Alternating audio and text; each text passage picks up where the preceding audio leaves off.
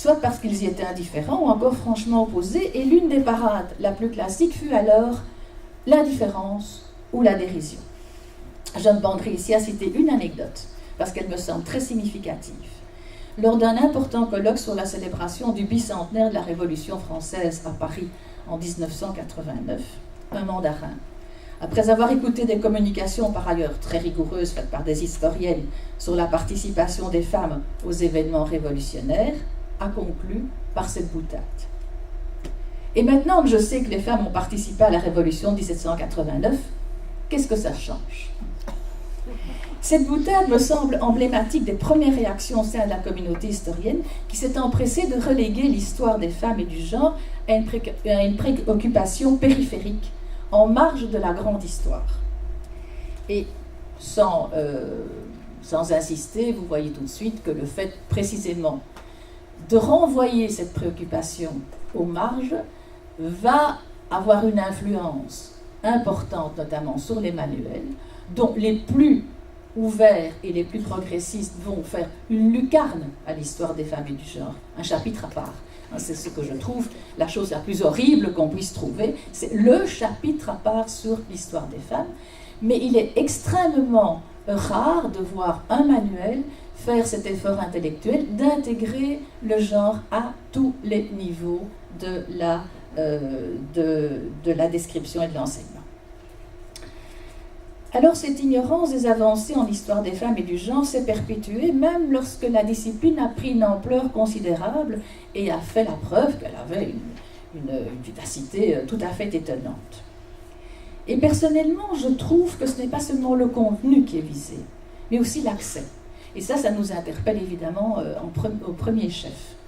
Quand vous pénétrez dans une bibliothèque universitaire belge, à la différence par exemple de ce que vous voyez au Canada, eh bien vous ne trouverez jamais de section qui regroupe l'histoire des femmes. Vous devez effectivement, en suivant la classification actuelle des ouvrages, retrouver l'histoire des femmes éparpillée en sous-rubriques parmi l'ensemble des sciences humaines, en sciences sociales, en psychologie, en économie, en démographie, en littérature, en sciences politiques.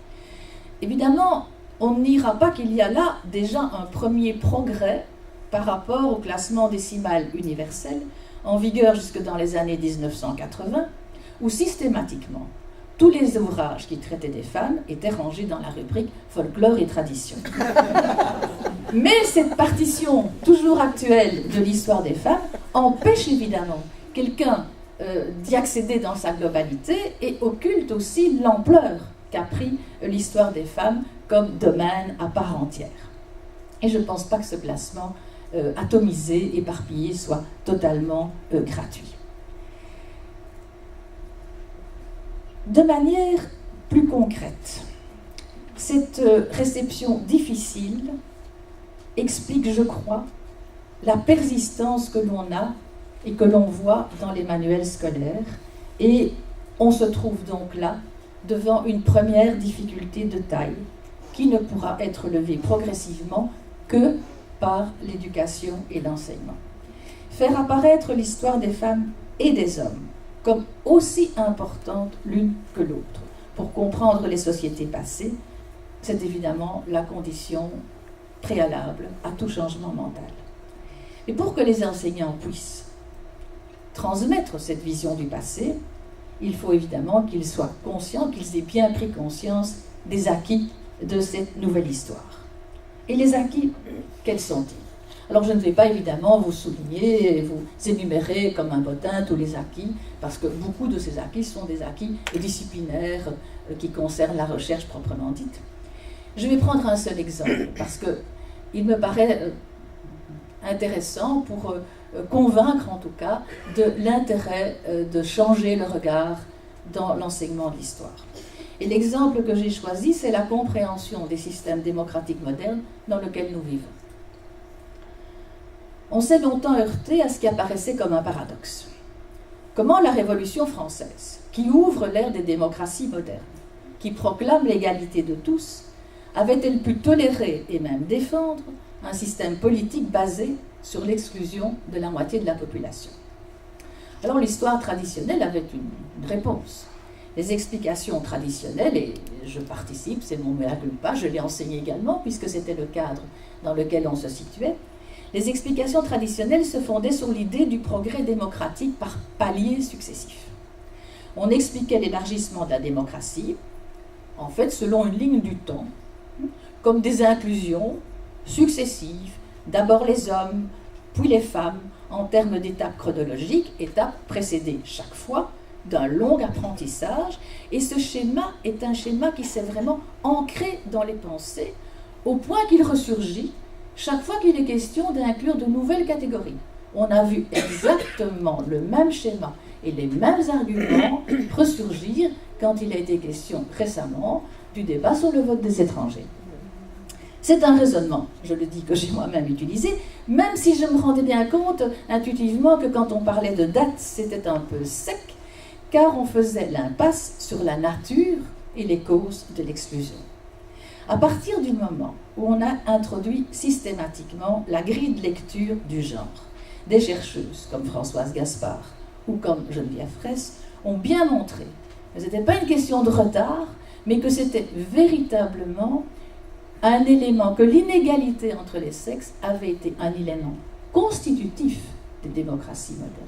Et c'est vraiment une composante en 1789, autrement dit, que l'égalité qui s'était établie traduisait bel et bien la fameuse formule liberté, égalité, fraternité, que c'était une égalité entre pairs, entre frères, un fratriarcat, et qu'au fond, c'était une égalité qui basait un système, qui fondait un système sur deux niveaux, le niveau des hommes citoyens et le niveau des femmes épouses et mères de citoyens.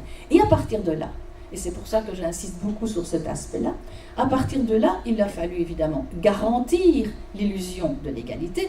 Et comment l'a-t-on garanti? En disant, il y a deux niveaux, mais ce n'est pas grave, parce que ces deux niveaux sont équivalents et complémentaires.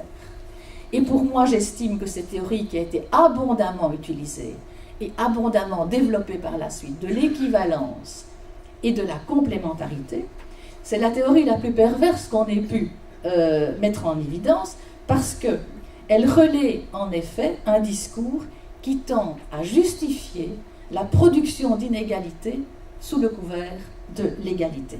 Et elle se retrouve encore dans de nombreux stéréotypes actuels, en montrant que finalement, il y a des qualités naturelles féminines et des qualités naturelles virines. Tout ça, c'est équivalent. Et tout ça n'est pas une inégalité foncière, sauf qu'on occulte effectivement à ce moment-là que, comme toujours, il n'y a pas les mêmes droits qui sont attachés aux deux niveaux. Alors, je vais passer assez vite parce que je voulais vous parler aussi de l'intérêt d'introduire le genre sur la scène internationale, parce qu'il y a énormément de choses à en dire, mais je vois que je n'aurai pas le temps. Donc je vais tout de suite vous dire que cet exemple que j'ai choisi sur les démocraties modernes et la compréhension de ce qu'au fond est quelque chose de fondamental, à savoir qu'elles sont fondées sur une inégalité foncière, eh bien, ces exemples, vous pouvez l'appliquer pratiquement à tous les domaines de l'histoire. On doit relire les révolutions, on doit relire les contre-révolutions, on doit relire les régimes post-révolutionnaires, le colonialisme, les régimes post-coloniaux, le marché du travail, les États-providence, les guerres. Tout doit être relu évidemment à cette aune-là. Qu'est-ce que ces éléments ont comme importance pour la vie des femmes, pour la place des femmes? Quelles sont la place des uns et des autres? Quels sont les droits qui sont attachés aux uns et aux autres? Et vous verrez qu'effectivement, cela donne une vision totalement renouvelée de l'histoire qui doit être, à mon sens, un des éléments fondamentaux pour lutter contre la plupart des stéréotypes.